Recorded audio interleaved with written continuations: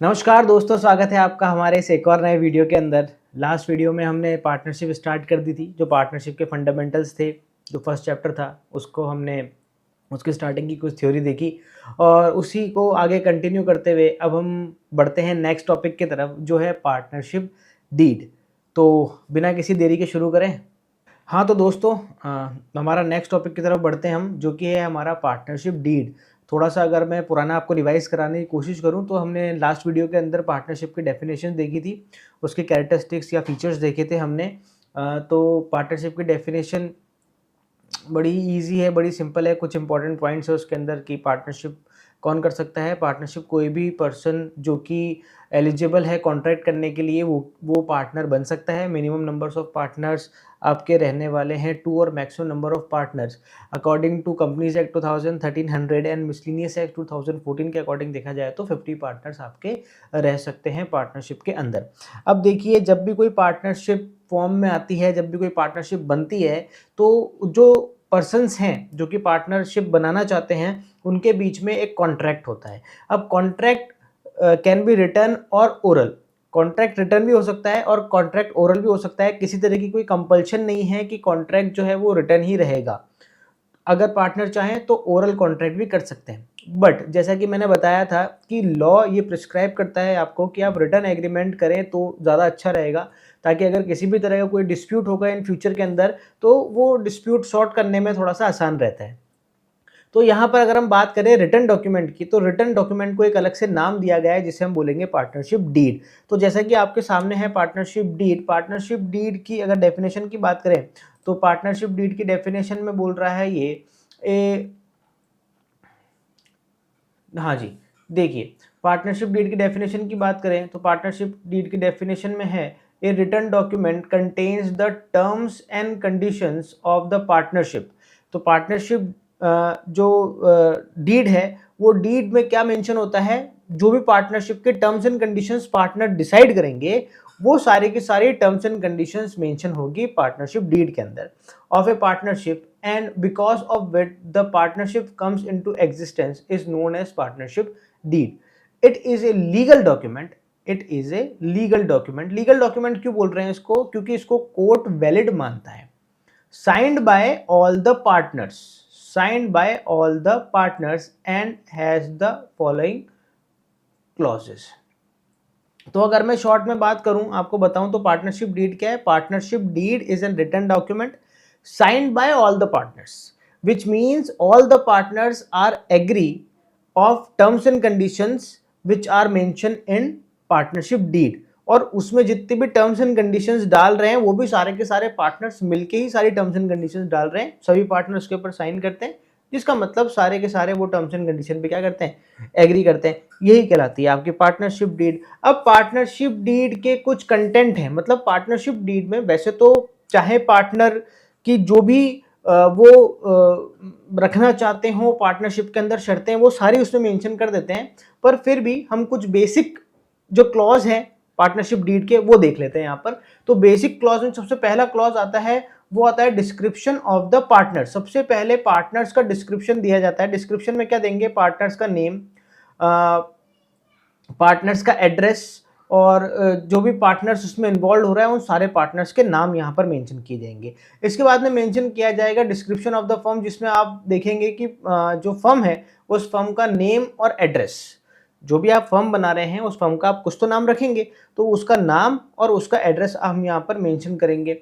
और principal place of business, it contains address of the principal place of business. Principal place of business से मतलब है, कई बार जो बिजनेस होता है वो बिजनेस काफ़ी एक्सटेंडेड फॉर्म में होता है, यानी वो बिजनेस एक जगह भी चल रहा है, किसी पर्टिकुलर प्लेस पे भी चल रहा है, और वहीं वो दूसरे प्लेस पर भी वो बिजनेस रन कर रहा है, यानी ब्रांचेस जिस तरीके से होती है वो है वहाँ पर। तो यहाँ पर आपको उसका जो मेन, जो उसका हेड ऑफिस है, जो उसकी मेन ब्रांच है, उसका एड्रेस डालना यहाँ पर अलग से कंपलसरी है। उसके बाद में आप देखेंगे capital contribution. it mention the amount of capital that each partner contribute whether capital account are fixed or fluctuating। ये हम आगे जब हम प्रैक्टिकल पार्ट पढ़ेंगे, जब हम देखेंगे कि वो किस तरह के अकाउंट मेंटेन कर रहे हैं, तो यहाँ पर फोर्थ पॉइंट आपको बोल रहा है कैपिटल कंट्रीब्यूशन। कैपिटल कंट्रीब्यूशन से मतलब है कि जितने भी पार्टनर्स हैं वो सारे भैया कुछ ना कुछ पैसा लेके आएंगे बिजनेस में लगाने के लिए, और उसे हम बोलेंगे कैपिटल। तो कौन सा पार्टनर कितनी कैपिटल लेके आ रहा है वो यहाँ पर मेंशन करेंगे। जैसे मान लीजिए 3 पार्टनर है, ए बी और सी। ए ला रहा है 2 लाख रुपए, बी ला रहा है 3 लाख रुपए और सी ला रहा है 5 लाख रुपए। तो हमको यहाँ पर मेंशन करना पड़ेगा कि ए इतनी लाया है, बी इतनी लाया है और सी इतनी लाया है, और वो कौन से मेथड से अपने अकाउंट मेंटेन करना चाहते हैं वो भी यहाँ पर मेंशन करना पड़ेगा। यहाँ पर हम 2 तरीके से अकाउंट मेंटेन कर सकते हैं, एक तो फिक्स्ड और एक फ्लक्चुएटिंग। जो भी वो मेथड सेलेक्ट करना चाहे कर सकते हैं, बस उसे यहाँ पर मेंशन करना होगा। इसके बाद में फिफ्थ पॉइंट आपका बोलता है इंटरेस्ट ऑन कैपिटल। देखिए अगर मैं आपको इसको थोड़ा सा समझाने की कोशिश करूं, इंटरेस्ट ऑन कैपिटल और इंटरेस्ट ऑन ड्राइंग्स, मैं आपको दोनों ही एक साथ में समझा देता हूं कि ये इंटरेस्ट ऑन कैपिटल क्या होता है और इंटरेस्ट ऑन ड्राइंग्स क्या होता है, थोड़े इजी शब्दों में। तो देखिए ऐसा है, देखिए कोई भी बिजनेस होता है उसमें हम एक कंसेप्ट मान के चलते हैं कि बिजनेसमैन और business both are separate legal entity. हम मानते हैं कि बिजनेस अलग है और बिजनेसमैन अपने आप में अलग आदमी है। तो यहाँ पर देखो ये तो हो गया आपका क्या, ये हो गया बिजनेस,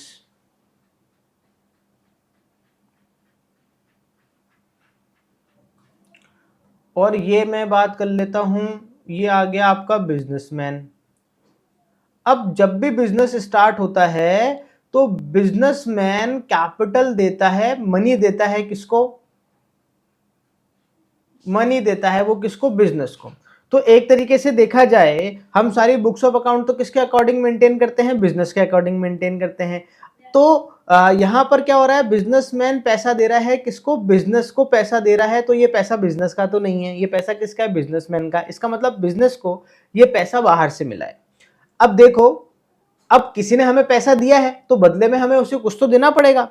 तो इसलिए बिजनेस क्या करता है, बिजनेसमैन को उसने जो कैपिटल लगाई है उस कैपिटल के बदले देता है इंटरेस्ट ऑन कैपिटल, उस पर इंटरेस्ट पे करता है। ये बिल्कुल वैसा है कि अगर आप बैंक से लोन लेके आओगे, आपने बैंक से लोन लिया 5 लाख रुपए का, तो आपको बैंक को इंटरेस्ट पे करना पड़ेगा कि नहीं करना पड़ेगा, बिल्कुल करना पड़ेगा ना। बस वही है यहाँ पर क्या करा, बिजनेस ने बिजनेसमैन से पैसा ले लिया और बदले में क्या कर रहा है, वो उसके ऊपर इंटरेस्ट पे कर रहा है, उसको बोलेंगे इंटरेस्ट ऑन कैपिटल। तो यहां पर इंटरेस्ट ऑन कैपिटल कौन किसको पे कर रहा है, बिजनेस पे कर रहा है बिजनेसमैन को। तो बिजनेस के लिए इंटरेस्ट ऑन कैपिटल क्या हो गया भैया, एक्सपेंस हो गया कि नहीं हो गया, एक्सपेंस हो गया, सीधी सी बात है। तो यहां पर आपको पार्टनरशिप डीड में मेंशन करना पड़ेगा कि क्या पार्टनर्स को हम इंटरेस्ट ऑन कैपिटल देंगे, और देंगे तो फिर किस रेट से इंटरेस्ट ऑन कैपिटल देंगे वो भी हमें यहां पर मेंशन करना पड़ेगा। आगे देखते हैं, ये तो बात हो गई आपकी क्या, इंटरेस्ट ऑन कैपिटल की। अब हम दूसरी बात कर लेते हैं, वो है आपकी इंटरेस्ट ऑन ड्राइंग्स की। तो यहां पर भी देखो वही है, बिजनेस है और यहां पर आ गया आपका बिजनेस मैन। अब आज जैसा कि आप जानते हैं ड्राइंग्स क्या होता है भैया, ड्राइंग्स होता है वो अमाउंट जो कि बिजनेसमैन ने विड्रॉ करी है बिजनेस से फॉर पर्सनल यूज। तो यहां पर क्या हुआ है, बिजनेस ने पर्सनल यूज के लिए पैसा दिया है किसको, बिजनेसमैन को पैसा दिया है। यहां पर मनी कौन दे रहा है, बिजनेस दे रहा है बिजनेसमैन को। तो पैसा किसके पास में आ गया, बिजनेसमैन के पास में आ गया। तो अब इंटरेस्ट कौन पे करेगा, इंटरेस्ट पे करेगा बिजनेसमैन किसको, बिजनेस को। तो इसे हम बोलेंगे इंटरेस्ट ऑन ड्राइंग्स। अब यहां पर देखो ये जो इंटरेस्ट है ये बिजनेसमैन दे रहा है बिजनेस को, तो यहां पर ये क्या है, इनकम है किसकी, बिजनेस की। ये हो गई इनकम और ये इनकम हो गई आपकी बिजनेस की। जिस तरीके से आपने इंटरेस्ट ऑन कैपिटल मेंशन करना है पार्टनरशिप डीड के अंदर, बिल्कुल उसी तरीके से आपको इंटरेस्ट ऑन ड्राइंग्स भी मेंशन करना है कि क्या किसी पार्टनर से इंटरेस्ट ऑन ड्राइंग्स चार्ज किया जाएगा। अगर चार्ज किया जाएगा तो किस परसेंटेज से चार्ज किया जाएगा वो भी आपको यहां पर मेंशन करना जरूरी होगा। तो यहां पर ये खत्म। अब हम बढ़ते हैं देखो नेक्स्ट पॉइंट की तरफ, जो कि है हमारा इंटरेस्ट ऑन ड्राइंग्स कंप्लीट हो गया। अब है हमारा next point profit sharing ratio. तो यहाँ पर देखिए जो प्रॉफिट शेयरिंग रेशियो है वो रेशो यहाँ पर आप मेंशन करेंगे कि जो पार्टनर्स हैं वो पार्टनर्स का आपस में वो प्रॉफिट किस रेशो में डिस्ट्रीब्यूट करेंगे, कम ज़्यादा जैसा भी उनको रखना हो वो यहाँ पर अपना प्रॉफिट शेयरिंग रेशो रख सकते हैं। ये उन पर डिपेंड करता है कि वो प्रॉफिट्स किस तरीके से डिस्ट्रीब्यूट करना चाहते हैं। हो सकता है कोई पार्टनर ने ज़्यादा कैपिटल लगाई हो या कोई पार्टनर ज़्यादा काम करता हो बिजनेस में, तो हमने उसका प्रॉफिट जो रेशो है वो थोड़ा हायर रख रखा हो, बाकी का कम रख रखा हो। ये पार्टनर पे डिपेंड करता है कि वो कैसा रखना चाहते हैं।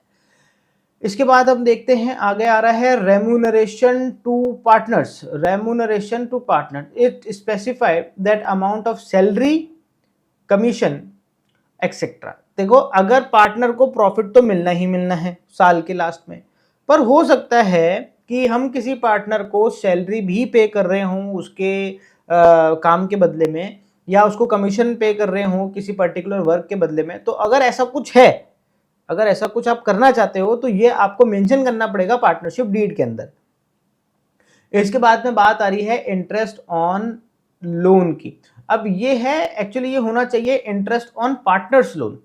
ये देखो पार्टनर एक तो फर्म में पैसा लगाता है उसे हम बोलते हैं कैपिटल, पर कई बार क्या होता है कैपिटल तो लगाता ही है पर साल के बीच में कई बार फर्म को पैसे की जरूरत पड़ती है, तो फर्म किसी और थर्ड पर्सन से या बैंक से लोन ना लेकर अपने ही किसी पार्टनर से लोन ले लेती है।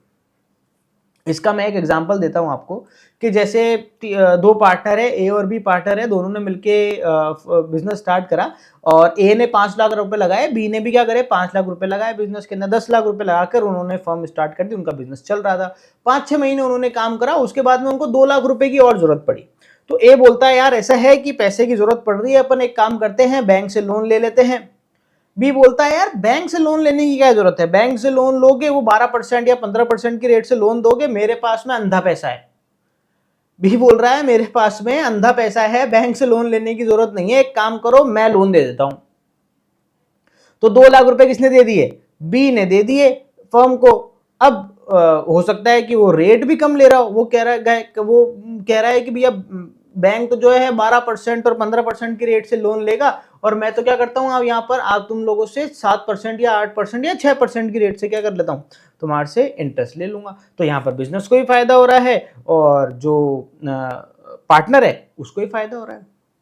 तो ऐसा हो सकता है। तो अगर कोई भी इस तरह का कोई भी लोन अगर फर्म लेती है तो उस पर किस रेट से इंटरेस्ट पे करेगी उस पार्टनर को, वो भी यहां पर क्या करना पड़ेगा, आपको मेंशन करना पड़ेगा। ये कहलाता है interest on partners loan. Partner loan दे रहा है फर्म को।